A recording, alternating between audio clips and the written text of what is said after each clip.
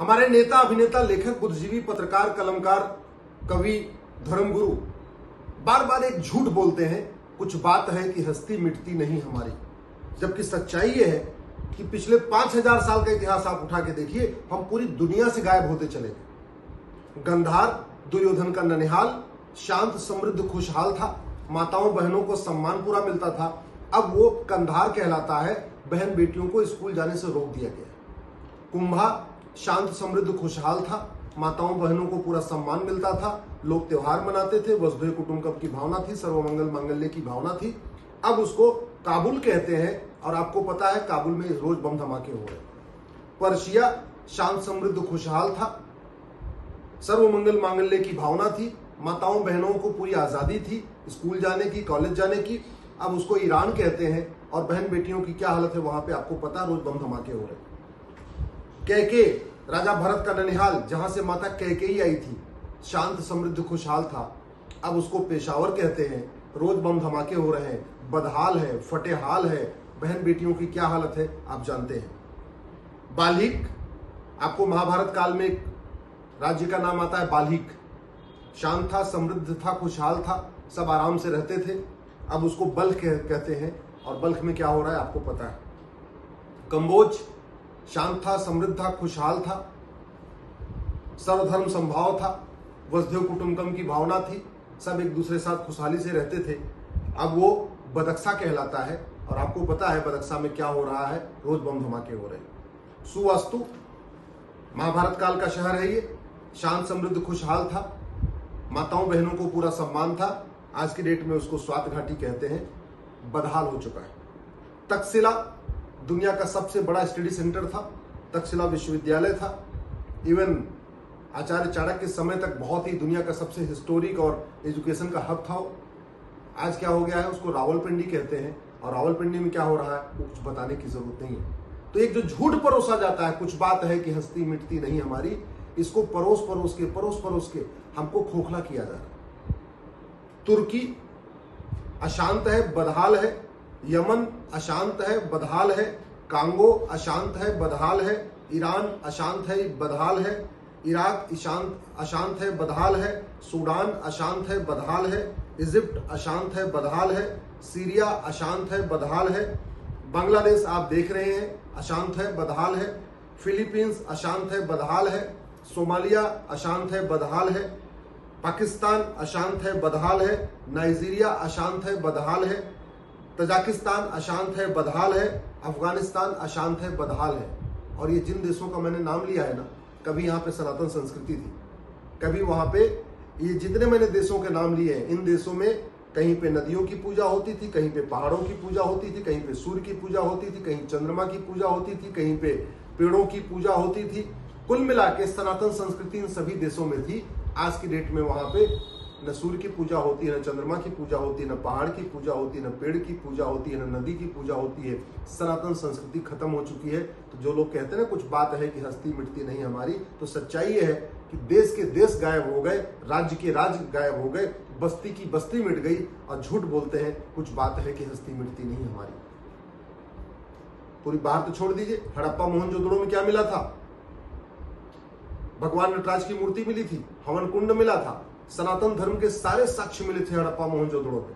आज वहां पे कोई भी उसको मानने वाला नहीं है, सनातन को मानने वाला कोई बचा नहीं है। भारत के अंदर आ जाइए, 9 राज्यों में हिंदू खत्म हो चुके हैं, 200 जिलों में हिंदू खत्म हो चुके हैं, 1500 तहसीलों में हिंदू खत्म हो चुके हैं और भारत के बॉर्डर पे 300 तहसीलें हैं। उन 300 तहसीलों की डेमोग्राफी बदल चुकी है। इसके बाद भी कहते हैं कुछ बात है कि हस्ती मिटती नहीं हमारी।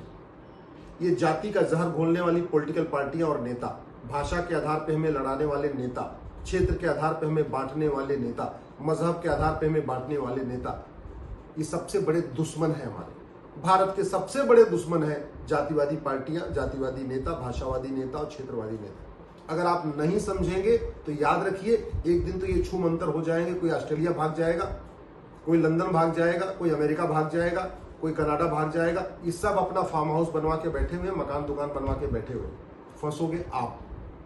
इसलिए मैं कहता हूं दल गुलामी छोड़िए, आप किसान से सीखिए। किसान सीधे बीज की बुआई नहीं करता, किसान बुआई करने के पहले जुताई करता है, गुड़ाई करता है, निराई करता है, खरपतवार की सफाई करता है।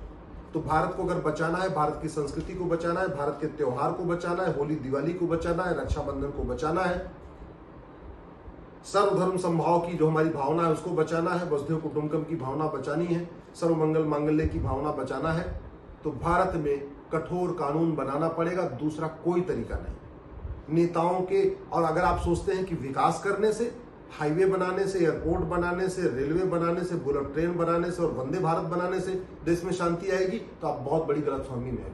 हमसे ज्यादा अच्छे एयरपोर्ट फ्रांस के पास है, ब्रिटेन के पास है, आज जल रहा है। हमसे ज्यादा अच्छी ट्रेन ब्रिटेन के पास है, फ्रांस के पास है, दोनों जल रहे हैं। हमसे ज्यादा अच्छे एक्सप्रेसवे हाईवे यूरोप के पास है, पूरा यूरोप इस समय आग लगी हुई है। हमसे ज्यादा वो ज्यादा विकसित है। तो विकास करने से शांति नहीं आएगी, इस गलतफहमी को निकाल दीजिए।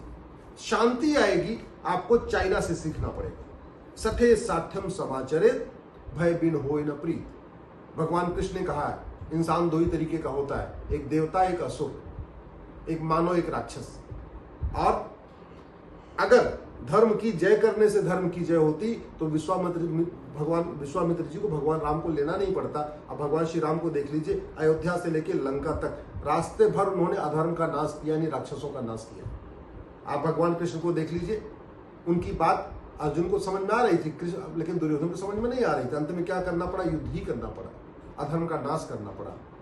अधर्म का नाश करना है तो सबसे पहले भारत में ये जो नेता बैठे हुए हैं, जो अधर्मियों के समर्थक हैं, जो हमें जाति के आधार पर तोड़ते हैं, उनकी सफाई करनी पड़ेगी। कानून बना दिया जाए। मैं गारंटी के साथ कहता हूं, जाति, भाषा, क्षेत्र के आधार पर हमें तोड़ने वाले और हमें बरगलाने वाले नेता भारत छोड़ के भाग जाए। केवल एक काम कर दिया जाए, 5,000 रुपए से महंगी संपत्ति को आधार से लिंक कर दिया जाए, 5,000 रुपए से महंगी संपत्ति का कैश लेन देन बंद कर दिया जाए, 50,000 रुपए से महंगी संपत्ति को आधार से लिंक कर दिया जाए, भ्रष्टाचार को देशद्रोह घोषित किया जाए, काला धन, बेनामी संपत्ति 100% जब्त करने, भ्रष्टाचारियों की नागरिकता खत्म करने, भ्रष्टाचारियों को फांसी देने का कानून बना दिया जाए। मैं गारंटी के साथ कहता हूं, कश्मीर में जो अलगाववादी पार्टी बना के बैठे हैं, ये भारत छोड़ के भाग जाएंगे। पंजाब में जो अलगाववादी पार्टी बना के बैठे हैं, भारत छोड़ के भाग जाएंगे। यूपी में 2-4 जो बैठे हुए ना जाति का जहर घोलने वाले, ये ऑस्ट्रेलिया भाग जाएंगे। ये बिहार में जो 2-4 बैठे हुए हैं ना, जो जाति के आधार पर बांटते रहते हैं, मैं गारंटी के साथ कहता हूँ ये ऑस्ट्रेलिया भाग जाएंगे, क्योंकि ऑस्ट्रेलिया में बड़े इन्होंने फार्म हाउस बना रखे हैं। ये जो झारखंड में बैठा हुआ है ना, हमें जो बांटता रहता है, ये भी भाग जाएगा। कठोर कानून बनाने का एक ही सबसे बड़ा लाभ ही होगा कि भारत विरोधी नेता, जो सत्ताजीवी नेता है, ओटजीवी नेता है, या तो ये तिहाड़ में होंगे या तो विदेश भाग जाएंगे। जब एक बार ये जाति, भाषा, क्षेत्र के आधार का जहर घोलने वाले जो नेता एक बार तिहाड़ में चले गए या विदेश भाग गए, उसके बाद आप कोई भी कानून बनाइए, कोई फर्क नहीं पड़ेगा। नहीं तो जब तक ये नेता है, ये भ्रमित करते रहेंगे, कभी इनको उकसाएंगे, कभी उनको उकसाएंगे, कभी दंगा कराएंगे, कभी किसानों को उकसाएंगे, कभी युवाओं को उकसाएंगे, कभी छात्रों को उकसाएंगे, कभी मजदूरों को उकसाएंगे, और भारत में अराजकता फैलाते रहेंगे। इसलिए सबसे जरूरत है भारत में जस्टिस विद इन ईयर की, नार्को पॉलीग्राफ ब्रेन मैपिंग कानून की जरूरत है, 1 नेशन 1 पुलिस कोड की जरूरत है, 1 नेशन 1 जुडिशियल कोड की जरूरत है, 1 नेशन 1 टैक्स कोड की जरूरत है, 1 नेशन 1 एडमिनिस्ट्रेटिव कोड की जरूरत है, जस्टिस विद इन ईयर की जरूरत है। कानून कठोर हो, कानून का खौफ हो और 1 साल के अंदर सजा हो। मैं गारंटी के साथ कहता हूं, भारत के सारे ओटजीवी भारत छोड़ के भाग जाएंगे, क्योंकि यहां रहेंगे तो फांसी होगी, इससे बढ़िया विदेश भाग जाएंगे। और जब एक बार भाग गए, उसके बाद आप जनसंख्या नियंत्रण कानून बनाइए, कोई विरोध करने वाला बचेगा नहीं। आप यूनिफॉर्म सिविल कोड लागू करिए, विरोध करने वाला कोई बचेगा नहीं। आप धर्मांतरण कराने के खिलाफ कठोर कानून बनाइए, कोई विरोध करने के लिए बचेगा नहीं। आप घुसपैठ के खिलाफ कठोर कानून बनाइए, विरोध करने के लिए कोई बचेगा नहीं। आप सीए लागू करिए, कोई विरोध करने के लिए बचेगा नहीं।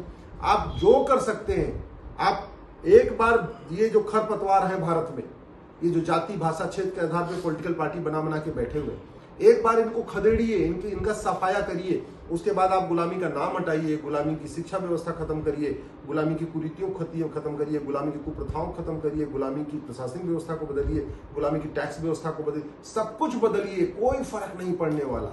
नहीं तो एक कानून बनाएंगे और ये पूरे भारत में आग लगा देंगे। सीए में हम देख चुके हैं, किसान कानून के बाद हम देख चुके हैं, ऐसे कई बार देख चुके हैं।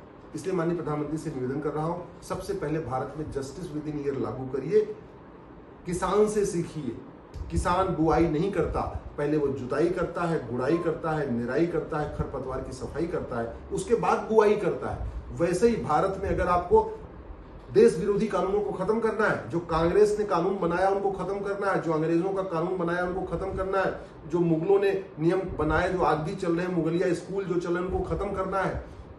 सबसे पहले भारत में सफाई करिए, राजनीतिक सफाई, पॉलिटिकल सफाई। पॉलिटिकल सफाई तभी आएगी जब आपके पास जस्टिस विद इन ईयर होगा, मुकदमों का फैसला फटाफट होगा। और फटाफट मुकदमों का फैसला कराने का एक ही तरीका है, झूठ बोलने को गंभीर अपराध घोषित कर दीजिए, झूठे गवाही को गंभीर अपराध घोषित कर दीजिए, झूठे डॉक्यूमेंट को बनाने को गंभीर अपराध घोषित कर दीजिए, झूठे अपने एफिडेविट देते हैं उसको गंभीर अपराध घोषित कर दीजिए। ये सारे पकड़ में आ जाएंगे। आप सफाई करना चाहते हैं तो नार्को पॉलीग्राफ ब्रेन मैपिंग बनाइए, नहीं तो ये देश विरोधी नेता भड़काएंगे, भ्रमित करेंगे, जाति के आधार पे भ्रमित करेंगे, क्षेत्र के आधार पे भ्रमित करेंगे, नॉर्थ साउथ के आधार पे भ्रमित करेंगे, कुछ भी बोलते रहेंगे और अराजकता खत्म नहीं होगी।